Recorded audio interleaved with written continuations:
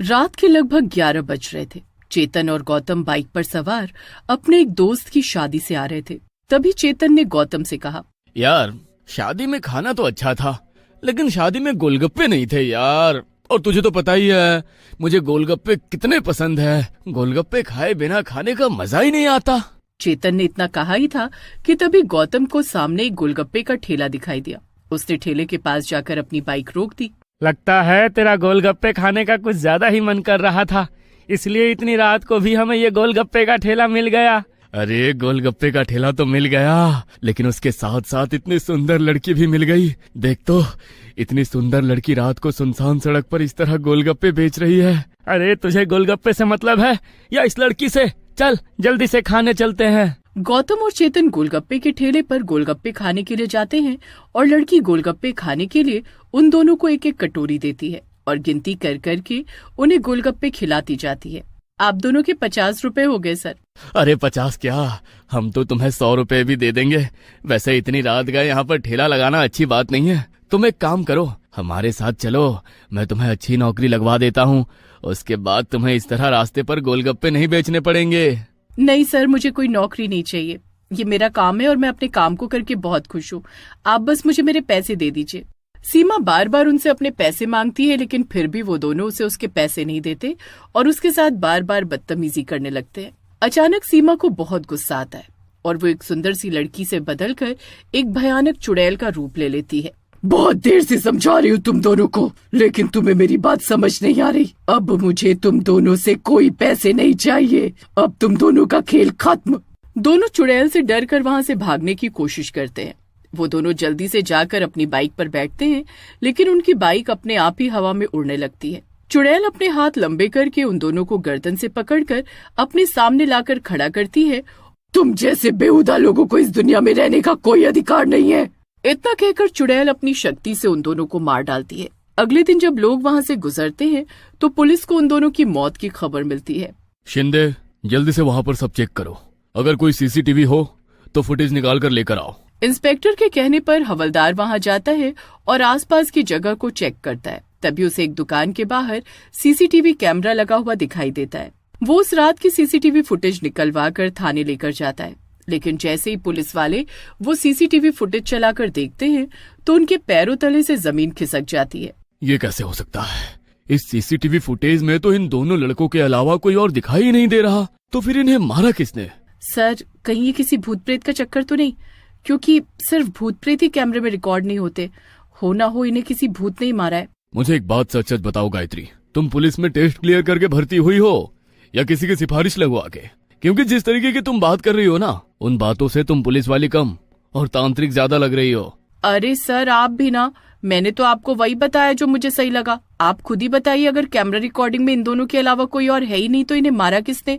Lady constable की बात inspector के दिमाग में भी शक पैदा कर देती है, लेकिन पुलिस होने के नाते वो इस बात पर यकीन नहीं कर सकते थे, इसलिए वो इस बात को रफा दफा कर देते हैं। कुछ दिन बाद कुछ लोग पुलिस स्टेशन के बाहर आकर पुलिस वालों के खिलाफ विद्रोह कर देते हैं। ये सब पुलिस वाले सिर्फ सरकार के पैसे खा रहे हैं।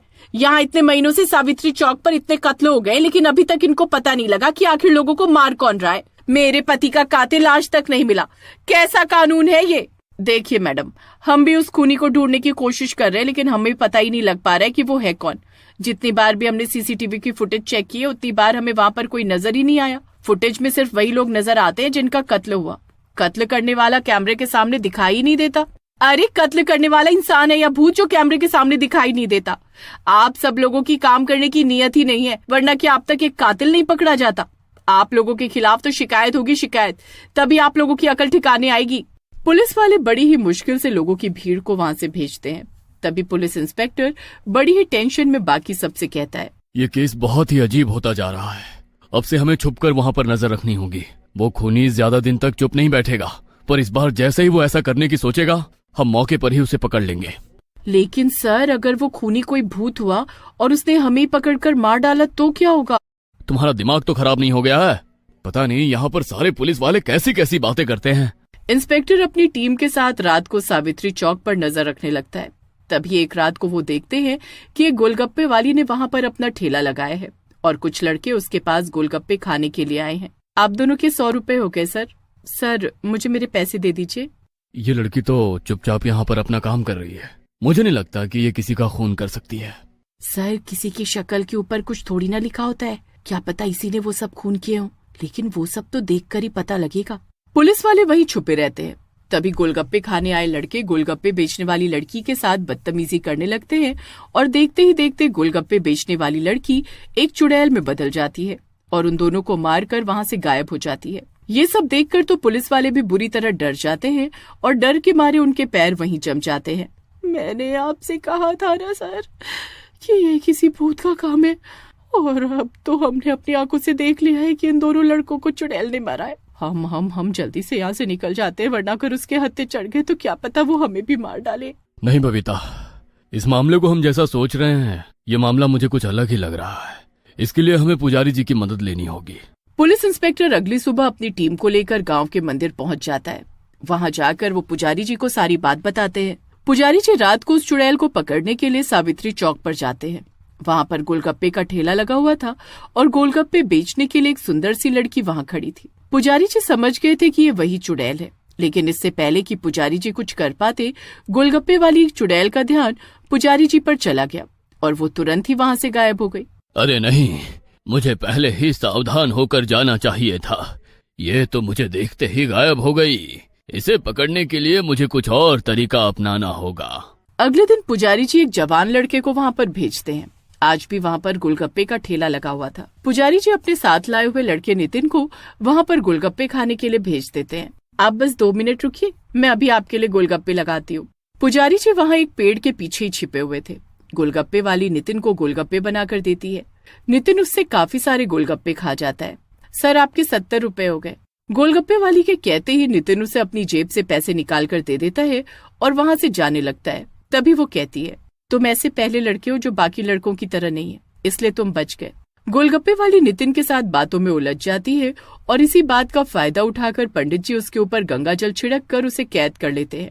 उसके चारों तरफ एक गोल घेरा बन जाता है। सुंदर सी लड़की से बदलकर अब वो एक भयानक चुड़ैल का रूप ले लेती है। वो घेरे से बाहर निकलने की कोशिश करती है, लेकिन ना तो वो घेरे से बाहर निकल पाती है और ना ही वहाँ से गायब हो पाती है। ये क्या किया तुम लोगों ने? मुझे छोड़ो, मुझे इस घेरे से आजाद करो। अब तो तू तभी इस घेरे से आजाद होगी जब तू ये बताएगी कि तूने क्यों इतने सारे लड़कों की जान ली। सच सच बता कि आखिर तूने ये सब क्यों किया। अगर ऐसा नहीं करती तो और क्या करती? वो सब इसी के लायक थे, इसलिए मैंने उन्हें मौत के घाट उतार दिया। आज से 3 साल पहले यहाँ पर मैं अपना गोलगप्पे का ठेला लगाती थी, लेकिन कुछ लड़कों ने मेरे साथ बदतमीजी की और मुझे मार डाला। और ना जाने कितनी लड़कियों के साथ हर रोज ऐसा होता है। मैं आज भी यहाँ पर अपना गोलगप्पे का ठेला लगाती हूँ, ताकि अगर कोई ऐसी मानसिकता का लड़का मेरे पास आए तो मैं उसे जिंदा न छोड़ूं, ताकि आगे जाकर वो किसी और की जिंदगी खराब न कर पाए। मैं मानता हूँ कि तुम्हारे साथ जो भी हुआ बहुत गलत हुआ, लेकिन किसी को उसके कर्मों की सजा देना भगवान का काम है और यहाँ पर भी न्याय करने के लिए पुलिस है। तुम ये सब बंद करो और मुक्त हो जाओ। नहीं, मैं मुक्त नहीं होना चाहती। मैं बस अपनी जैसी मासूम लड़कियों को ऐसे दरिंदों से बचाना चाहती हूँ। मैं कभी किसी बेगुनाह को नहीं मारूंगी, इस बात का मैं आपसे वादा करती हूँ। गोलगप्पे बेचने वाली चुड़ैल की बातें सुनकर पुजारी जी और नितिन का मन भी उसकी बात मानने को करता है। वो उसे मुक्त किए बिना ही उस घेरे को मिटाकर वहां से आ जाते हैं। लेकिन पूरे गांव और आसपास के गांव में ये खबर पानी की तरह फैल जाती है। गोलगप्पे बेचने वाली चुड़ैल के डर से अब लड़के लड़कियों से बदतमीजी करना तो दूर, उनकी तरफ देखने से भी घबराते हैं। गोलगप्पे बेचने वाली चुड़ैल का जो मकसद था वो आखिरकार पूरा हो जाता है। लेकिन आज भी जब कोई लड़का उसे ऐसी हरकत करता दिखाई देता है तो वो उसे जिंदा नहीं छोड़ती।